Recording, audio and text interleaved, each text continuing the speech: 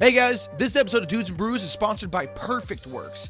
If you love craft beer on the go, their U-Keg pressurized growler is a game changer. It's perfect for taking your favorite brew anywhere, whether you're heading to a picnic, camping, or just hanging out with friends. The double wall, vacuum insulated stainless steel keeps your beer cold all day, and it's super easy to pour. Right now, just in time for Father's Day, you can grab any U-Keg at 20% off. Plus, they're offering customizations. This is a nice $20 value. So treat Dad to something special this Father's Day. Cheers. Warning, this podcast, website, and associated social media accounts are intended for audiences of legal drinking age. We do not advocate overconsumption or the abuse of alcohol. Never drink and drive, drink responsibly. And please remember to always take what we say with a grain of salt. After all, we are just some dudes with some brews.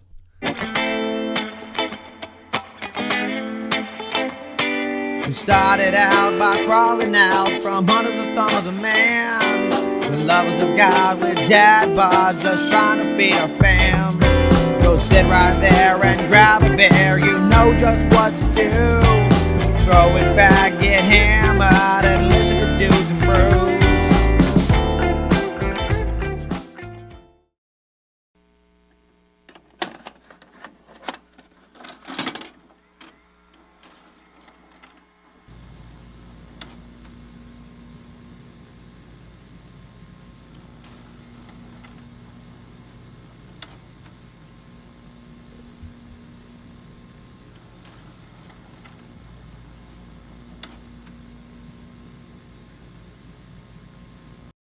All right, so we're here in Dallas, Texas at Three Nations Brewing.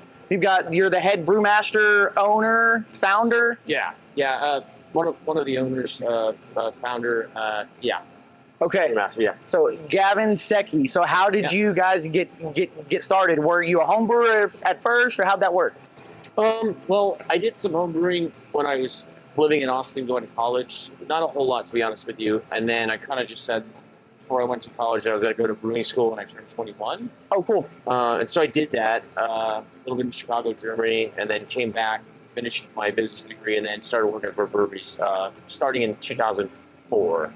So you got a business degree, because you said you went to school for brewing. Is there actual like a brewing degree of some kind? Yeah, there's a brewing. I took a brewing program at Siebel. Okay. And that was about 3 months long back in 2004.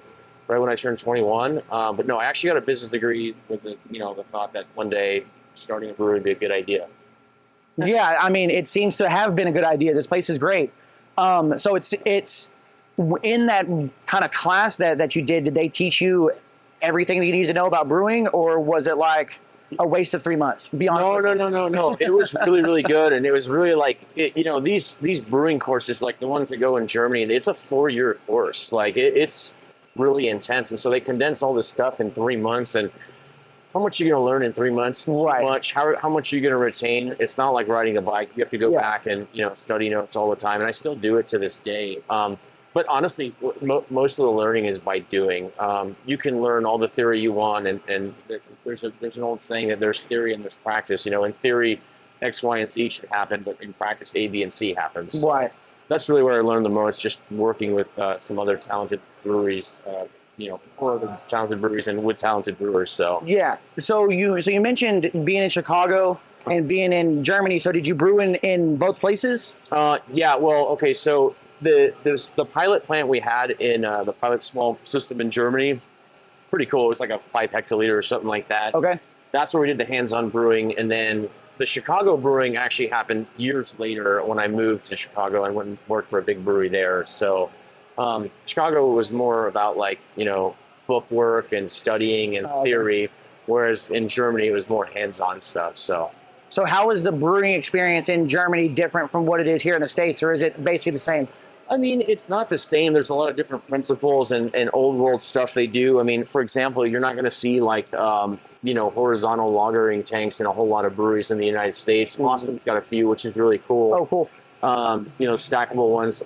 And just the amount of lagers you see in Germany that, it is what it is and they'll never change it. Right. lagers here are definitely making a comeback, but I mean, there's only so many lagers we produce each year because they're not as easy to sell as a easy IPA, for example. You know what I mean? So it kind of it's a little bit more regional specific, I think. For sure. I think the little bit of the older craft brewing markets, like let's say the Bend, Oregons of the world, or Denver, Colorado's, are probably a little bit more lager friendly than the Dallas, Texas of the world. Yeah. I do think that'll eventually change at some point. So. Yeah, I mean, and hopefully it does. Hopefully it goes up and down. There's some YouTube channel that I've watched where a guy brews out of like Ireland, and he's gone to a few brews, and they seem real traditional. They use old school techniques and real like hundreds of year old like recipes and stuff. Mm-hmm. I know everything here seems to be new. So why do you think that we don't lager as much as they do over there? Why do you have any kind of? Yeah, I mean, it's a good question. I honestly think it comes down to money. I mean, you think about it. It takes a lot longer. Lagers are in the tank for 6 to 8 weeks. Right. Whereas we can churn out like maybe 3 IPAs in that time, right? Oh, okay. And so breweries starting up, they're very capital and labor intensive. Mm-hmm. So the more lagers you want to do, in order to do X amount of barrels, you got to have like almost double the equipment, right? Right. Not a whole lot of breweries have started with lagers. And you'll see breweries start with a ton of ales and find their one that really takes off for them. And as they kind of build volume on those 1 or 2 brands, then they can afford to add more equipment and then do time-intensive beers like lager. Right. No, I understand that. There's certainly other reasons too, but that's definitely the main one. Yeah, is come down to money. I get it. Yeah. I get it. Yeah. So was there anything that you had brewed while in school or at home that you brought to do commercially? Okay, that's a good question. Certainly the pills that we have right now is a recipe that we kind of brewed a little bit back at this brewery that I worked in Germany. We're back in 06. Mm-hmm. It wasn't technically a pills, it was a Helles. Okay. We kind of, used some nuances from that recipe and incorporated it into the Interstate Lager, which are pills that are here. More hops, obviously, more of a hop profile than a Helles does, but that's one example. There's some beers that we used to do at the beginning that we don't brew anymore that were kind of a take on, melded 2 different recipes together from other stomps we've made. Texas Gold was one of them. Oh, cool, yeah. That one was our Blonde Ale. We retired that for the Interstate Lager, the Pilsner, about a year and a half ago. And then GPA, which is something that we don't do anymore at the moment, but that was kind of a mixture between a Kolsch and an alt beer, utilizing all American hops. So it's kind of like this new age German pale ale is what it stands for. So it's kind of like this new age take like an American spin on it. Yeah, exactly. Yeah, I like that. You keep mentioning like 2004. Okay, so this is not the facility we started in. Okay. Just quick backstory.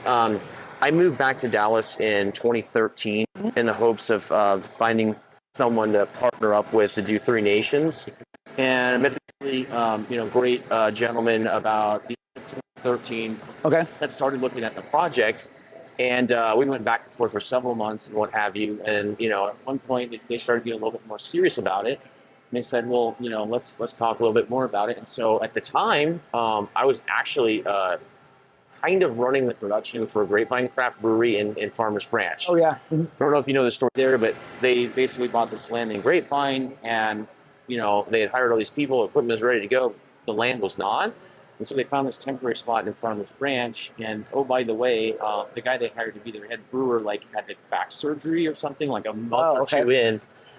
And so I just had to, the owner at the time called me and he's like, hey, I heard you might be available. I need some help. And I was like, okay, let's chat. And then, we agreed that I'd help them with their production side. And if I could, basically find the right people to buy this place when they leave. And the stars aligned and, linked up with 3 really good guys that helped put Three Nations together. And then the rest is history. So, oh, awesome. So we were there for about, let's call it 4 years. And then my business partner, John, had the foresight to see that we were running out of space in Farmers Branch.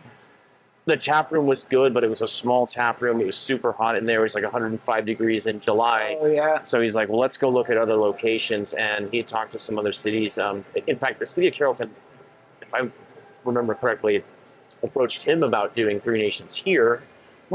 This building's an old building built in the 1950s, old grain storage shed, and several other breweries tried to come into this building the years leading up to when we actually did in October of 2019. So he knocked this out of the park. All this design is basically him and all of our investors and smart people. I'm just a beer guy, so I just kind of help put the tanks where they need to go. And you know, it hasn't been a complete disaster so far. Oh, come on. Yeah, so this is my first experience here. The place looks great.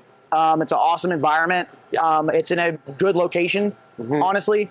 So wanted to ask, when it comes to, because I noticed here, and it may have been longer than what I've recognized, but I noticed that you changed the artwork up a little bit. Yeah. So do you have like an artwork guy that does it? Do you guys do it in house? Yeah. Do you outsource it? So basically, the reason for that was, you know, marketing on cans is important, and we chose a pretty cool, like in my opinion, cool marketing company to design our first 4 cans.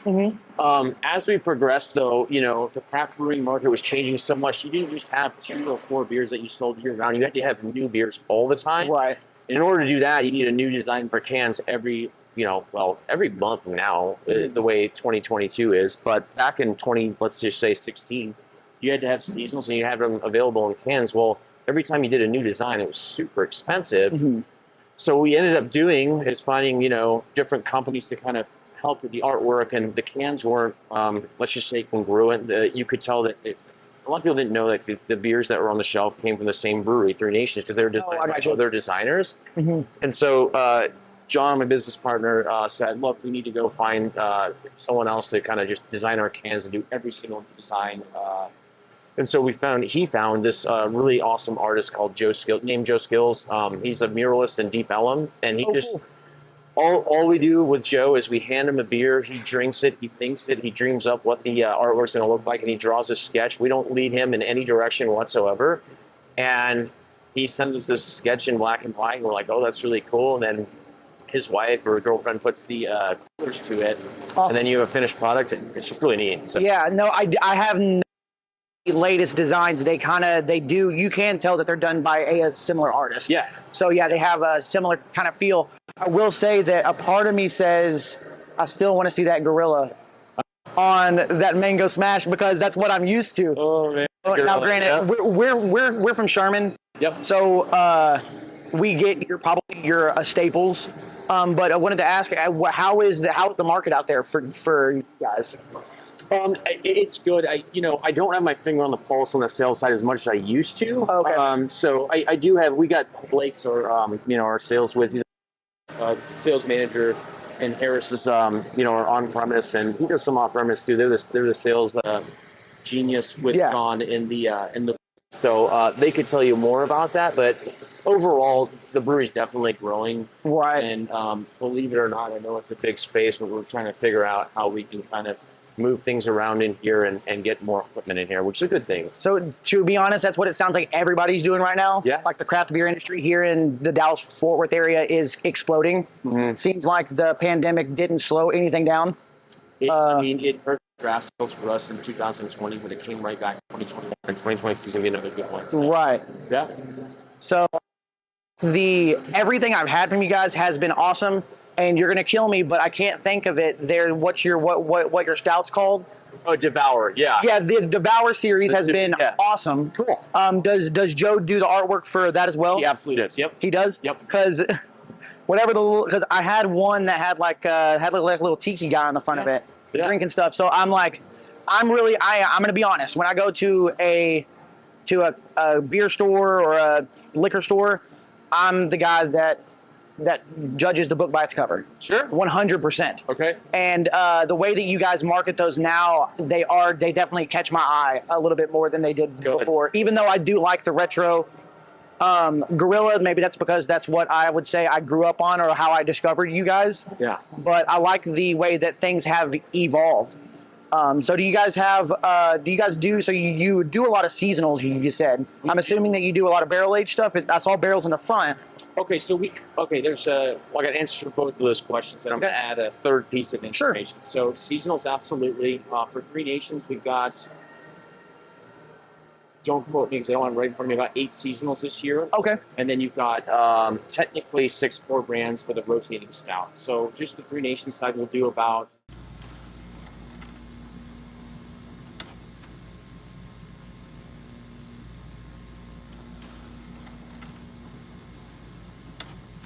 So I just had one more question for you here. So what is your R&D process like? Does one brewer come up with something? Do you have to like all agree upon it? How does that work? It's a great question. It's kind of shifting. Let's rewind back to the Farmers Branch days. We didn't have any pilot system.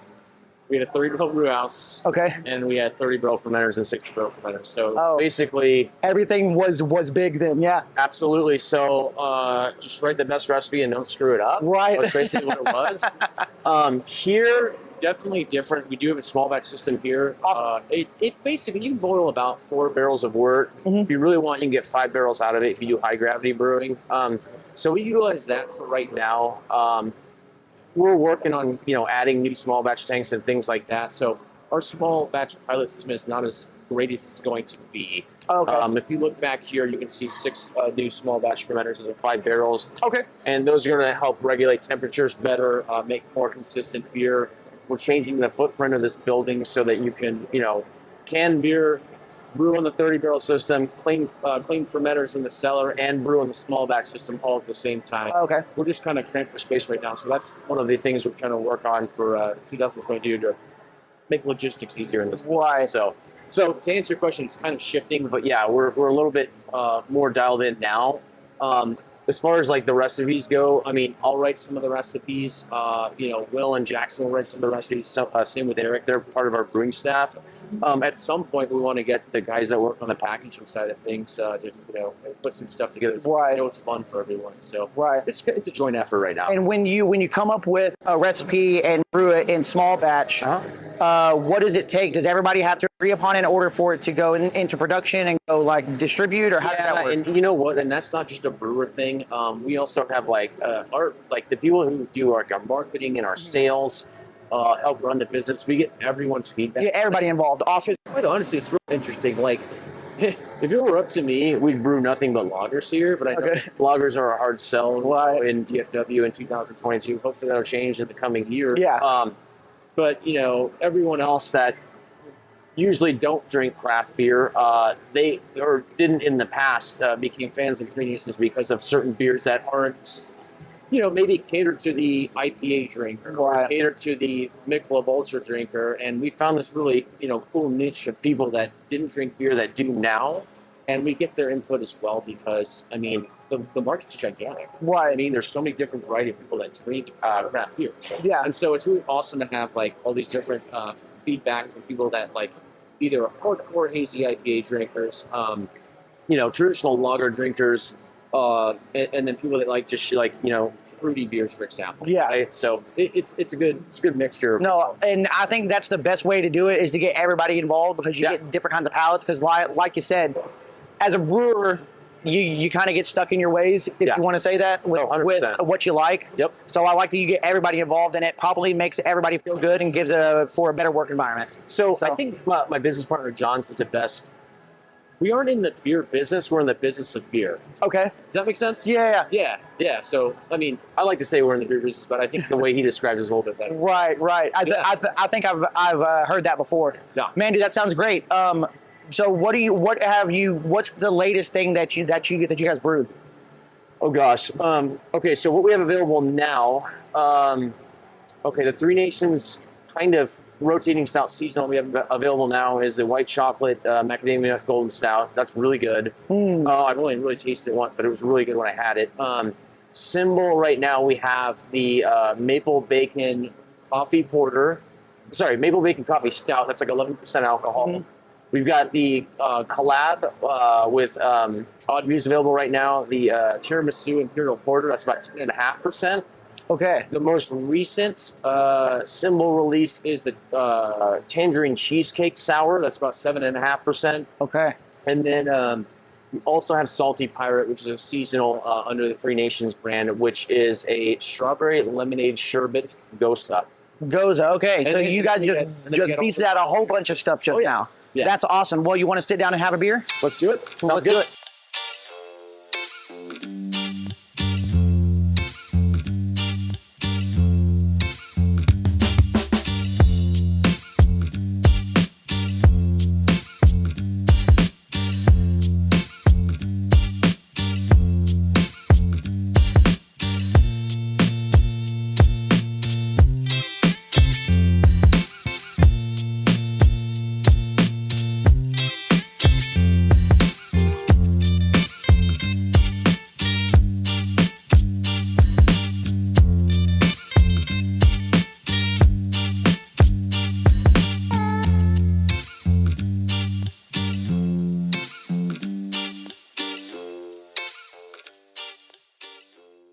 All right. Gavin, you said you have a lot of stuff that just came out, so we're gonna try a few of them here. Yes. Now, when you have someone try a beer, is there a certain way that you ask them to do it? Is there a right way? Doing quotes here, I don't know. So it's kind of funny. Like, I think at one point there was a right way. Like, it'd be lightest in color / bitterness to the inverse of the spectrum. But now you've got so many adjunct beers in craft beer, it's kind of like, I don't know, like maybe finish with coffee, but then also there's other beers that can throw that off. And so I put them in order of, I probably put them in the wrong order, honestly. Here, let's do this. Okay, so if we just flip-flop these two, I think we're good. So we're going to go like so. Boom. So just remember that the lighter one's the tangerine cheesecake. And Tangerine. that stands for white chocolate macadamia golden stout. Okay. The symbol tiramisu imperial porter, and then the symbol maple bacon coffee stout. That definitely finished with that one on this side. Definitely. Okay. On this side here, Interstate Lager is our pilsner. Mango Smash. I did hops after hops because the next one's an adjunct beer, which is Sucker Punch, which is our sour. Okay. And then tell you what, I think we should do this. Let's flip flop these two. The sour's gonna fit. We'll finish with that. And this is the 1.21 gigawatts. It's our brand new hazy IPA. Oh, nice. It's not a session hazy IPA. It's a sessionable hazy IPA. Okay. So it's 6% alcohol. It's about 20 IBUs, and this one's he's gonna take off for us. It's really, But it's just as crushable as something lower ABV. our haze was just like 7.5%. Yeah. It's almost a double hazy IPA. So, Right. We made one that's like a lot less alcohol and not dry hopped as much. We actually use pellets and hop terpenes in this beer. So we can get to that in a second, but one of my favorites right now. And I'm drinking Interstate Lager. This is kind of the Old Faithful, if you will. So Okay. yeah. Awesome. So it sounds like we should start with the Interstate Lager then. Yep. Cool. Just go ahead. First? Go ahead. Yeah. Okay. So tell us a little bit about the beer. That's the one we were talking about earlier Yeah. back there.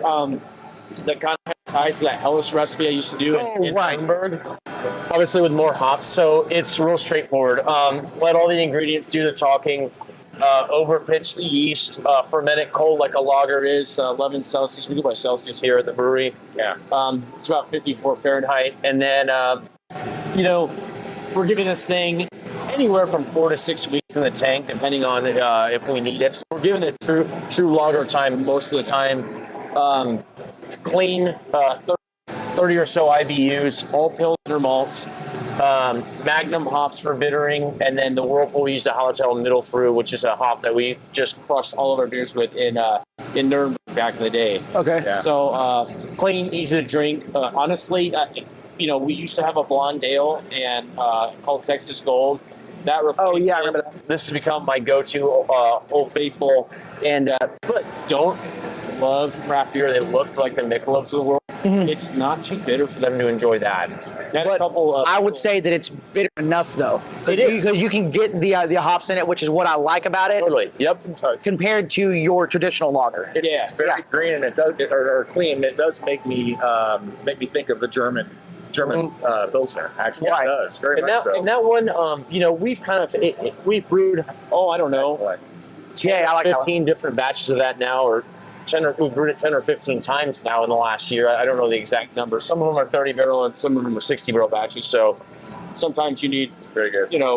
more, and sometimes you need less. But we've played around with different yeasts with it, and we just kind of settled on one we really, really like that kind of gives it that really German character. So Yeah. Awesome. Yeah. Yes, it definitely comes out. Wait, can I ask what yeast? So we got the what is it? It's the Dortmunder lager yeast from Brewing Science. It's good. Science, okay. It's good because it leaves a lot of maltiness in the beer, but it doesn't it's not sweet. You know what I mean? Right. So it's worked out great for us. On to the next. You guys okay? With Yeah, that? man. So the Mango Smash. I've had this one. This one is This is one of your staples. Oddly enough, I just brewed a Smash IPA a couple of weeks ago, and in the middle of brewing, I reviewed a few different IPAs. It's one of them that I reviewed. I saw that it's not an actual Smash. Yep. There you go. You use 6 different hops, but I could not find what hops you use. Can you tell me that? Okay, so Or is it a secret recipe that I'm not supposed to I'm know? happy to mention it. Because I can find it online. So, yeah, when we did Smash IPA, it was kind of one of those things where it's kind of a marketing tactic. Like, how do you differentiate your beers? An IPA is an IPA. So Right. Smash is single malt and single hop. What we said, well, let's do single malt and 6 hops. And if you read the back, that creates sensory overload into cans. So let's see. On this one, we are using to bitter it. We use just an extract, a 150 gram resident can. So it's a Columbus resident extract. Okay. We're using Amarillo and Citra and Azaka in the Whirlpool. Same 3 hops, the dry hop plus Ella, Summer, and that's 6. So there's your 5. There's Right. your 5, and then the 6 is the Columbus resident. Is the Columbus Yeah. resident. Okay. So on paper, 7% alcohol, about 69, 70 IBUs. It is what it is. It's our best seller. Yeah, it's so good. It's not. I would have never guessed 7% if I wouldn't have read the can last week. Yeah. But because it's not boozy. Yeah. No, You don't it's get not. the 7%, which is it's you don't. real clean and smooth. Yeah. Yeah. It really is. I mean, that is one of my favorite IPAs just in general. Cool. And I can find it in the area, which makes it even better. And that one, so and just to go delve a little further, Chico L yeast, which is our house yeast now. Okay. We toyed around with different yeasts with all these different beers, and then all of a sudden we started brewing so many different styles, and we're like, okay, if we want to do this cost efficiently and smart, Chico L yeast, house ale yeast. Why? We made that decision about 6 years ago now. So moving to the Sucker Punch, do you use the same yeast on that one as well? Yes, we do. Yep. You do? Yep. You can't really repitch it though because it's really acidic. Oh, okay. So we do kettle souring, so like that thing finishes at like I think 3.2 pH. And Okay. when you ferment the yeast with that kind of word, it just doesn't. Yeah. Yeah. Repitch, let's say. So, Sucker Punch. You guys. Oh yeah, we actually flip flop these. You're right. My apologies. 1.21 gigawatts. Yes, yeah. that's what the hazy is. The one- Thank you. I should have. Gigawatts. We just released that in draft about 5 or 6 weeks ago. And it's a takeoff of a beer we used to brew called El Capitan. Oh yeah. What we wanted to do was I like that beer. we took a little bit of the bitterness out of it. We substituted about 50% of the hop pellets for dry hopping with hop terpenes. So basically what we do is we get all of our hops, we send it to this really cool lab, and they just shrink it and condense it and turn it into oil. Yeah. So it's like super concentrated. And what it does, it helps you don't lose as much beer in the tank because there's less hop matter in there. And it's super intense on flavor and aroma. Damn. So that's kind of, Old Faithful's in front of me, but that's definitely up and coming for me. Very refreshing. Yeah, it's a nice one. It's an easy drinking beer. And 6%'s not 4.5%, but it's certainly not a 7% or Right. an IPA. Right? That's really good. Right. Are you using flaked oats or Yeah, what is so- it that's giving it the haze? Well, honestly, it's a combination. We use flaked oats in it. We use also white wheats. We use a very non-flocculent yeast that just never falls out of suspension, basically. Gotcha. Then dry hop during fermentation creates biotransformation, Yeah, which adds causes nice that. aromas and flavors, but also adds some haziness. So you get some of the hop haze too. So With the craze, this one's really good. Really good. Is there a reason why you went with Back to the Future? it was not my idea. I Okay. nothing to do with the branding or the marketing. Okay. It's a really cool idea. I think Blake was the first one to come up Okay. with that. I didn't even know what it meant when he said it, and he's like, "Come on, dude!" Like, That's what I'm going to say right now. Okay. We actually went back. Funny enough, yesterday we watched the clip. I think he says it like 4 or 5 times. It's funny. All right. So. Gigawatts. Yeah. Right. And then Sucker Punch, awesome story behind this beer. So this is kind of our, God, I don't know how to put it. It's not our savior beer, but this is the one that like really helped us get through COVID because we were shut down during COVID. Yeah. And so what we did was, it's actually a funny story. So before COVID hit, we brewed what was supposed to be a Belgian golden ale, like 7-8%. And I was brewing on the small batch system, and I left the valve open. So basically, just completely diluted this thing down to like, I think it was like 8 Play-Doh, and it should have been something like 18. Okay. And so we watered this thing down. I'm like, well, we have nothing. we either dump this or just like kettle sour and see what we can do with it. Right. So we kettle sour this thing overnight, and it goes from like, you know, we usually drop it down to like 4.5 Plato. We acidify it naturally, and then we add our lactobacillus, and then we pump CO2 overnight at a certain temp. And it went from 4.5 pH all the way down to about 3.2. So it got pretty sour. I said, okay, let's boil it, add very little hops, and we'll ferment it, and we'll figure out what we're going to do with it from there. Okay, so I have a couple of questions because you're going a little bit above my head here. Okay, that's fine. So when it comes to a kettle sour, you said you're souring it yourself versus using like a wild yeast that sours it with the yeast. Is that correct? Yeah, like what are the advantages, You disadvantages? don't infect the rest of the brewery. Oh, okay. Yeah. Okay. So, I mean, that's the thing. I mean, I worked at breweries that like have real sour beers, and we've had some issues in the past. Won't name names or anything like that, but it's just dangerous. So the kettle sour, what the beauty behind that is that you just add your lactobacillus in the kettle at a low temperature, and you pump CO2 through the wort, so it's in an anaerobic environment, so no other weird bacteria can grow in there. Okay. And then basically for about 20 hours, that thing just sours, and it'll fall anywhere from 1 to 1.2 or 3 pH points overnight.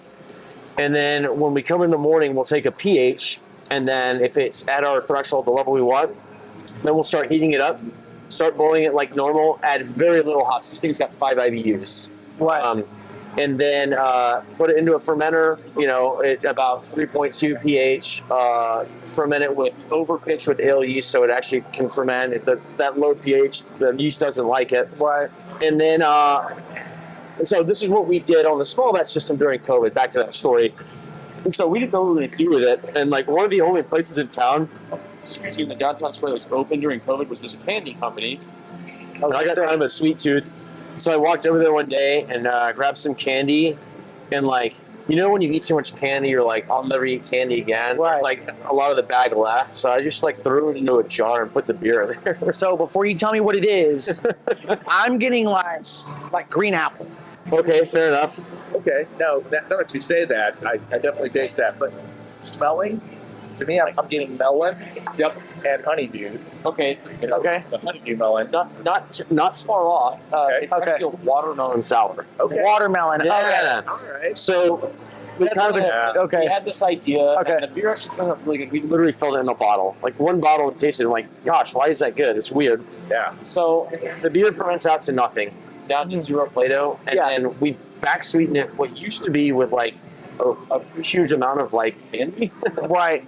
Now we've got an extract and everything. So Yeah. we had to go find this proprietary company to put together this extract. It took so many flavor matching times. It's a little pain in the butt. But anyhow, that thing was the beer we released on small batch only. And so when the brewery was shut down, when we could do beer to go, people would come in and we'd fill growlers for them. Yeah. And they got super excited about like, oh my gosh, you got to brew this beer again. And so, you know, you got to make hay during Really good. COVID. And so we brew a 30 barrel batch of that, and we actually canned this one.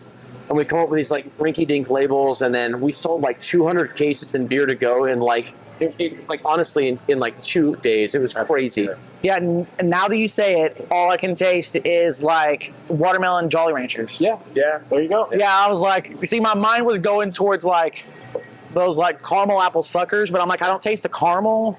No. So I knew it was some sort of hard candy that I was tasting. But okay, now that you pointed out, I'm like, how did I not get that before? So yeah, the ABV on that 4.5. Okay. Yeah. So that's good. If it's not our second bestseller right now, it probably will be by the end of the year. Would be my guess. I mean, that's a great beer for people who don't typically like our regular, normal beer. Right. Really, yeah, for that. So Yeah. that was a fun little successful R&D project. Right. I like that. Okay, so the next one, we're actually going to go to the Simple Tangerine Cheesecake, which is nice because that's a sour as well. Oh, sweet. 7.5%. We use lactose. It's a Gosa. Use a ton of salt in there. Okay. It's on about a quarter pound per barrel-ish. Okay.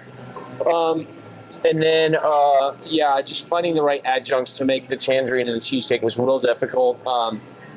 Eric, who heads up our production, who's our production manager, really did a great job of figuring out like what to put in there, along with Will, our cellarman, and then Jackson and I kind of put our heads together on the brew house side Yeah. about how we're going to achieve this sugar content wise, final sugar content, and it was just once again, before we released this beer, we got everyone from the whole organization, marketing, sales, business partner, non-beer drinkers, brewers that know their way around, sours, and people that don't know their way around a Mick Ultra, and said, okay, does this hit the mark? It's called Tangerine Cheesecake. There's no name for the beer. It's simple, Tangerine Cheesecake. Right. Christian, who's like a huge, part of these tastings. She's one of the people that runs our tap room. And they said, yeah. So once we get the okay from everyone, we put it in cans and kegs, and I think it tastes exactly like a Tangerine Cheesecake. That is, yeah. So it's crazy how the cheesecake comes through, and it's specifically cheesecake. Yeah. So that was a hard one to nail down, but that was a fun one for sure. So it sounded like the difference in, say, a kettle sour and a goza would be the gozas are heavily salted. Yeah, and we actually kettle sour this one as well, but Okay. the salt really actually doesn't. It's not salty. It actually helps amplify the flavor of the adjuncts. Right. Okay. It's cool. It's kind of like salting a watermelon, where it actually turns sweeter. Right. Yeah, that right. kind of same principle. Yeah. Because I've always wondered what the difference is. Because if I understand, I could be completely wrong. So tell me I'm an idiot. But a goza is a German style sour. Yeah, exactly. So- It's always Berliner Weiss, but Goses Right, has salt. see- And there's other nuances and differences, but we don't need to get in all that. So Right. yeah, and Gose, I think maybe not traditionally, but Berliner Weiss is probably I think the traditional Berliner Weiss is 3.3% alcohol, and the Goses are a little bit higher. There's other differentiating factors, but another day, right? I got you. Cool. Okay, so next, one of our series, we just released this, guys. We canned it this week. So this one is our white chocolate macadamia nut golden stout. 5 words. It's a White chocolate macadamia goza stout. golden stout. This is a hard one to nail too, adjunct wise. So the question that I have is, when it comes to a golden stout, obviously you want it to be a little bit more golden in color, but you want it to have those rich, full-bodied flavors that a stout does. Yeah, exactly. So do you just use like caramel 60, 120? What do you do to keep it to where you get those rich flavors but the lighter color? Excellent question. So we're using the same amount of oats or oatmeal, if you will, as our Imperial Milk Stout. We're using lactose as well, the same amount of lactose as our Imperial Milk Stout. We don't use the caramel malts, we use honey malt. Honey malt. That was great for us, and we polish it with honey malt a lot. I need to try I don't that. know what the percentages, but it's a lot. And then Pilsner malt, and that's pretty much it. And the roastiness from the roastiness you get with this beer is from the coffee. From coffee. And then different adjuncts we put together. This is a pretty tough one to nail too, but I think we lucked out. It worked out for us. So when you do coffee, do you do a dark roast, a medium roast? What do you guys normally put in? depends. We do different ones, but we're always beer on beans. What does that mean? So cold brew. Instead of using water, you use the beer for the. You use the beer. Yeah. So you're putting cold brew into. Are you doing that in your a bright tank or? Yeah, basically. Okay. So we'll fill a bright tank or a Grundy, if you will, and we'll put. So if we got a 60-barrel batch, we'll put enough coffee into a Grundy and adjuncts and whatever to flavor 60 barrels, not the 7-barrel Grundy, right? So we'll overdose it. Right. And then once it'll steep for a few days, then we'll pump it back in there, mix it up really good, and say, okay, do we have enough, or do we need to go back and, re-adjunct and add more flavor? So we nailed this one first time, which is good. Awesome. So I'm going to take the knowledge that you just gave me, and I'm going to go try the golden stout that I made all over again, because I put coffee beans directly into the last 15 minutes of the boil. Yeah, and I felt like the coffee was way too strong in my opinion. Yeah, so, you're right. So the beauty about cold brew is why cold brew is popular at coffee shops is you don't get that bitterness. Right. That high temperature brings out those tannic bitterness, and the cold brew it's just you get all coffee flavor, and it doesn't just you don't punch you in the face the coffee, right? But you don't get that harsh bitterness. No, what I like about all the beers I've had so far is that any of the adjuncts they're subtle. They're not so forward that it's Yeah. No, that's good. Thanks. That's a compliment. So they're excellent. That one's good. All right, so this next one you said it's the symbol. Sure. And this is the tiramisu. Imperial Porter. So the fine guys and girls at Odd Muse. We did this one with them. Oh, cool. And so they did a different beer. Ours was a tiramisu porter. So we sat down with Bobby over there. It was one Friday afternoon, and we kind of started throwing ideas around. And I was like, I forget who offered it up, but somehow we came up with a dessert beer where, like, not just like it tastes like a specific dessert. So we landed on tiramisu. We got some Italian background. They landed on banana cream pie. And we did different beers. We did a porter. They did something different. They did stout. And so porter and stout, what's the difference? There's probably a question that comes up a lot. There's so many different arguments, like back in the old days in England, they said that, like, porter's a little bit lighter in color. Porter was a derivative of stout. What came first, porter or stout? There's some argument there. Right. For us, our porters are lighter in body, technically lighter in color. It's hard to tell just by sitting here, but if you put a flashlight behind it, you can definitely tell. We use porter. We like to use we like to use non-husk dark malt, so you don't get that tannic bitterness that you're talking about in coffee. We also use honey malt in this one. Honey malt's we're a big fan of honey malt beer. Whereas the stout, you're using tons of roasted and chocolate malts that have that. They've got the husk on it, so you get that bitterness from the malt and also from the hops that we use in our stouts. Yep. So 10.5% residual sugar on that, something like 4 Plato, whereas our stouts. 5? Yeah. Yeah, I would have never guessed. Yeah, so that's another dangerous one. Like, you come in here thinking you can, drink a flight, then all of a sudden, woo. Right. No, that's depends on what you pour, I guess. But so as you were describing that, you were reading my mind when it comes to all the things I thought that were the differences in porters. Okay. And stouts, I will say it does have a different mouthfeel, like a thinner mouthfeel, I would say, which I don't mind. Is there a reason why you guys went with a porter versus a stout on this one specifically? I mean, honestly, it's just, what's the saying? It's like throw the ball on the side of the field where there's no defenders, Understand. I got you. We had a stout. We had all these stouts all over the field, and, the guy playing porter was wide open, so we threw it to that field. That's great. Love the idea. Love it. There should be more porters out there. I love porters. Yeah, they're great. Pecan porter is like one of my favorites, and sure, you can somewhat consider pecans as an adjunct, but not today's adjunct, right? Oh yeah. Like, today's adjunct's different from like the adjuncts back in the Reinheitsgebot, and also 10 years ago, if you will, right?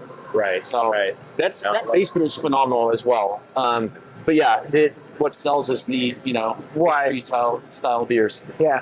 And then finishing with probably the most dynamic and off the wall beer that we've done in Symbol is maple bacon coffee stout. This idea came from Blake, who heads up our sales. Pretty sure it was Blake.